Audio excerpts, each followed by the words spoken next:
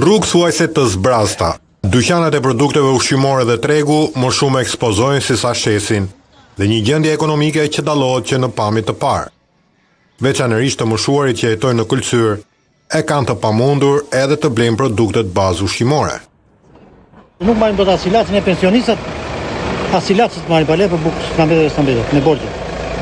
S'ka ku dërmë. Ne presim kur vjen në pazarit të dielës, se vinë akoça në Berati, në vinë që ulin çik çmime. Sa këtu ditë rradha, besat një sallat, jeshile 2500 lekë. Një tuf, për kjo hajta ajo mos u hengët ajo sallat.